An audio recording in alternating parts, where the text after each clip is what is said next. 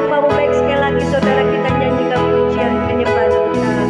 Dan ku tak dapat hidup tanpamu, dapat hidup tanpamu.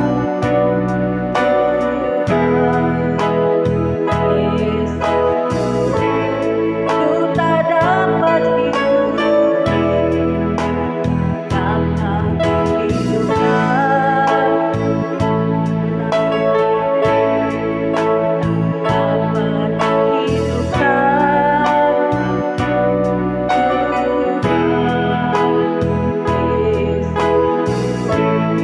bagaikan angin yang terbuka kami lepas dari tergantung yang kering.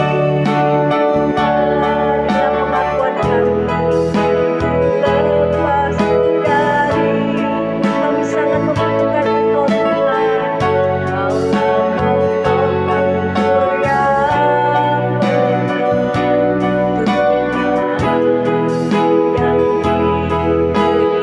yang benar Tuhan, bagaikan ratu yang kering, bagaikan ratu yang kering. Tuhan, bila kami lepas dari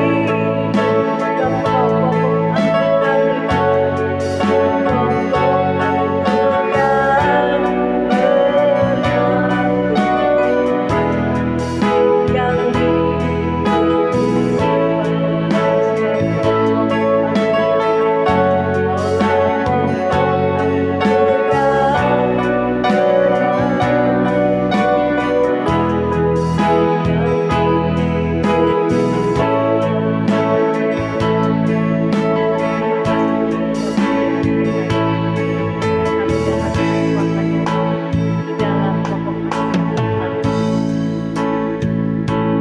Kembali kami datang merendahkan hati di hadapan-Mu ya Tuhan pada pagi hari ini. Siapkan hati kami dengarkan firman-Mu. Segala kuasa kegelapan roh jahat yang coba mengganggu firman Tuhan disampaikan, dipatahkan, dihancurkan di dalam nama Yesus. Berfirman-Lah ya Tuhan, biar Roh Kudus mengurapi setiap kami, sehingga hidup kami boleh bertumbuh dalam iman percaya kepada Tuhan dan kasih kepada sesama kami, dan hidup dalam pengenalan dan takut akan Tuhan. Dalam nama Yesus, haleluya, haleluya, amin. Shalom saudara, dengarkan firman Tuhan pada pagi hari ini ya, di dalam kitab Amos. Kita akan membuka dalam kitab Amos ya.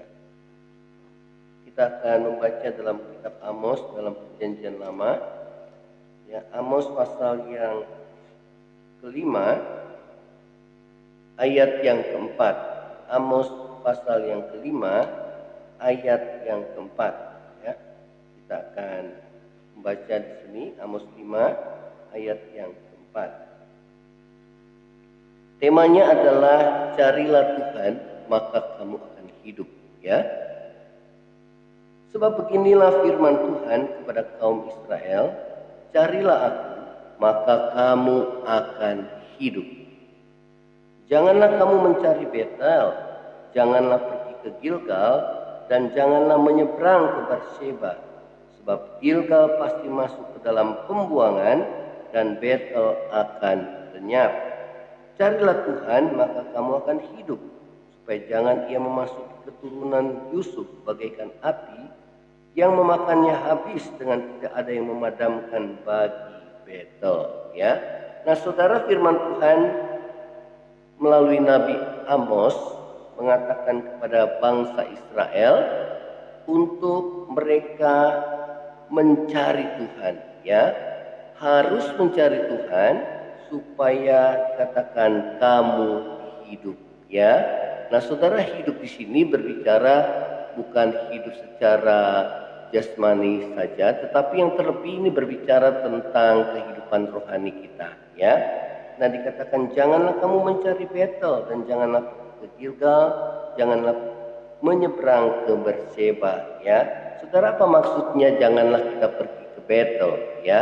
Saudara yang terkasih dalam kasih Tuhan Yesus ya, Betel itu sejarahnya adalah bagaimana pertama kali nama Betel itu ya diberi nama oleh Yakub tatkala Yakub melarikan diri dari Esau saudaranya, ya saudara. Kemudian dia pergi ke Haran, ya, untuk menemui saudara Laban saudaranya, ya.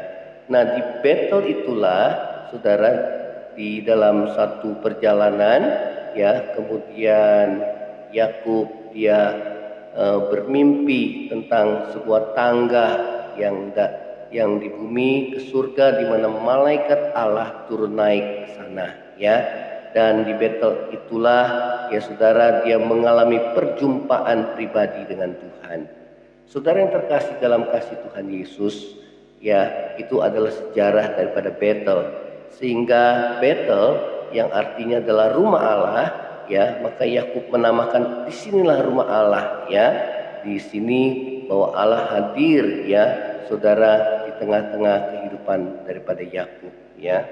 Namun saudara, di dalam sejarahnya, saudara, Betel itu berubah, ya, dari tempat historis, tempat yang memang saudara, di mana Allah berjumpa pribadi dengan Tuhan.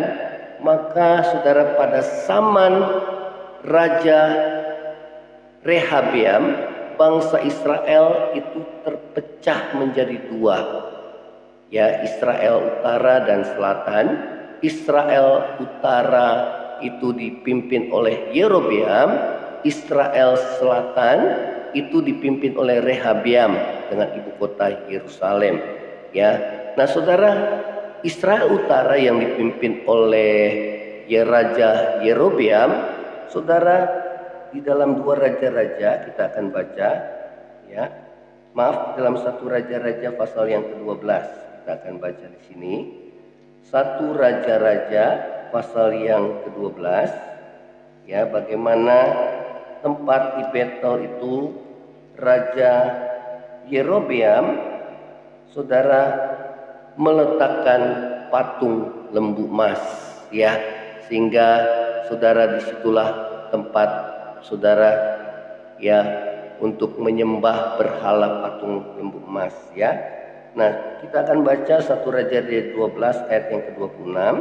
Maka berkatalah Yerobeam dalam hatinya, kini mungkin kerajaan itu kembali kepada keluarga Daud, jika bangsa itu pergi mempersembahkan korban sembelihan di rumah Tuhan di Yerusalem.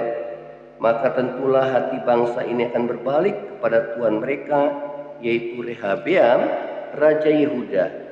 Kemudian mereka membunuh aku dan akan kembali kepada Rehabeam, Raja Yehuda. Ini yang berkata adalah Raja Yerobeam, ya, kerajaan Israel utara, ya saudara. Dia takut kalau nanti bangsanya, saudara, dia akan beribadah, maka mereka akan pergi ke Yerusalem, kerajaan selatan, di mana Raja Rehabeam memerintah, maka rakyat itu akan kembali kepada Rehabeam, ya.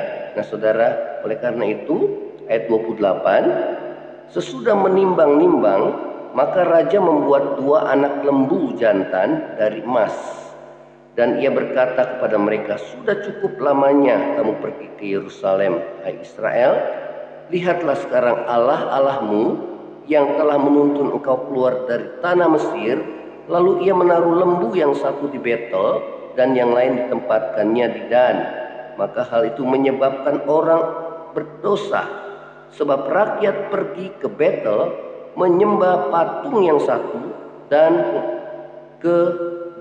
menyembah patung yang lain, ya, di mana nama Betel itu saudara dirusak oleh Raja Yerobeam, yang tadinya Betel adalah tempat perjumpaan saudara pribadi Yakub dengan Allah, ya saudara. Karena itulah Yakub menamakan tempat itu sebagai Betel, rumah Allah.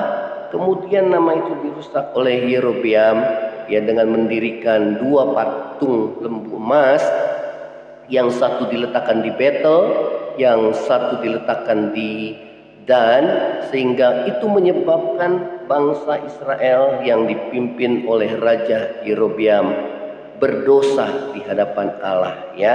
Nah, saudara, kita akan kembali di dalam kitab, ya, kembali lagi di dalam kitab Amos, ya.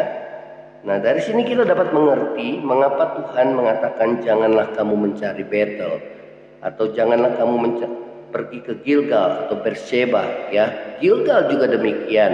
Tatkala Yosua telah menyeberangi sungai Yordan dan menjajakan kaki mereka bangsa Israel dan Yosua, saudara, ke tanah Kanaan, mereka kemudian mendirikan 12 batu peringatan, ya, saudara, di mana saudara itu adalah satu peringatan bagaimana Allah hadir di tengah-tengah mereka dan untuk membelah, saudara, sungai Yordan sehingga mereka dapat menyeberang dan mengalahkan saudara, Yeriko, ya, saudara. Itu adalah kota pertama yang ditaklukkan di tanah Kanaan, dan Gilgal itu ada di sebelah timur Yeriko, ya. Nah, saudara, mereka tinggal di sana. Namun, saudara, pada hari kemudian bahwa tempat itu Gilgal, saudara, di mana ada 12 batu peringatan, bangsa Israel, saudara, menjadikan tempat itu atau batu-batu peringatan itu sebagai berhala, ya. Oleh karena itu, saudara, ya, Tuhan mengingatkan kepada bangsa Israel supaya mereka jangan mencari Betel, jangan mencari Gilgal, ya, saudara. Oleh karena ini berbicara tentang berhala, ya, saudara, jangan kamu mencari berhala-berhala di Betel ataupun Gilgal, ya. Namun carilah aku, ya, maka kamu akan hidup, ya. Artinya apa? Tuhan mau supaya saudara kita mencari Tuhan dengan segenap hati kita, dan saudara, tidak boleh ada berhala di dalam hati saudara dan saya, ya. Nah, saudara, berhala zaman modern ini adalah Mammon, ya. Tuhan Yesus berbicara, saudara, kepada para muridnya dan orang banyak, kamu tidak dapat menyembah Allah, ya, saudara, dan menyembah kepada Mammon, ya. Kita harus memilih, biarlah hati kita, saudara dan saya, hanya terikat kepada Tuhan, ya. Saudara, berhala yang disembah oleh bangsa Israel ataupun berhala-berhala zaman modern ini, saudara, ya, yaitu salah satunya yang paling berdampak, yang paling mempengaruhi seluruh umat manusia adalah Mammon, ya, sehingga firman Tuhan katakan bahwa akar dari segala kejahatan adalah cinta akan uang, ya. Di balik penyembahan berhala, saudara, disitulah ada ketamakan manusia, hawa nafsu manusia, sehingga mereka, saudara, menduakan hati Tuhan, ya. Nah, saudara yang terkasih dalam kasih Tuhan Yesus, inilah yang firman Tuhan ingatkan kepada kita. Maka, saudara, firman Tuhan katakan, carilah aku, carilah Tuhan dengan sepenuh hati, dengan sungguh-sungguh, ya, maka kamu akan hidup, ya. Saudara, Tuhan Yesus membicarakan tentang gambaran hubungan relasi antara kita dengan Tuhan, ya, saudara, yang mendatangkan kehidupan dengan satu gambaran bahwa Yesus adalah pokok anggur yang benar dan kita adalah ranting-rantingnya, ya. Nah, selama saudara dan saya melekat hati saudara dan saya kepada Tuhan, maka roh kita akan hidup, ya. Rohani kita akan hidup sehingga kita melakukan apa yang menjadi kehendak Allah, dan itu membawa kita kepada keselamatan. Kita akan tinggal bersama dengan Tuhan di dalam kerajaan sorga, ya. Saudara, ada banyak anak Tuhan mencari Tuhan bukan pribadinya, ya, tetapi mereka mencari Tuhan, datang ke gereja hanya mencari berkat-Nya. Itulah sebabnya, saudara, tidak sedikit setiap orang yang mengaku dirinya sebagai anak Tuhan, sementara dia mencari Tuhan, saudara, dia hanya mencari hal yang fisik, ya. Saudara, ya, mencari yang fisik artinya berkat-berkat materi, sehingga pertumbuhan rohani mereka itu belum dewasa dan mereka masih hidup sama dengan orang dunia. Nah, saudara, ini yang firman Tuhan katakan, biarlah kita mencari Tuhan dengan segenap hati, dengan segenap jiwa, dengan segenap akal budi kita, mengasihi Dia dengan sepenuh hati. Saudara, ya, kita mencari Tuhan karena kita mengasihi Tuhan sebagaimana Tuhan mengasihi saudara dan saya. Amin. Ya, kita cari pribadi Tuhan, apa yang Tuhan mau dalam hidup saudara dan saya. ya, dan kita melakukannya karena kita mengasihi Dia, ya, sehingga perubahan hidup, ya, itu akan terjadi dalam hidup saudara dan saya dari hari ke hari, ya, karena persekutuan kita dengan Tuhan itu mendatangkan perubahan hidup, ya. Nah, saudara, carilah Tuhan itu berbicara juga bagaimana kita mencari Tuhan di dalam firman-Nya, ya, firman-Nya di dalam doa persekutuan kita yang intim setiap hari, sehingga saudara dan saya hidup kita diubahkan oleh Tuhan, ya. Saudara, biarlah pengenalan kita akan Tuhan semakin hari semakin bertambah, dan itu membawa hidup kita kepada kekudusan dan kebenarannya, ya.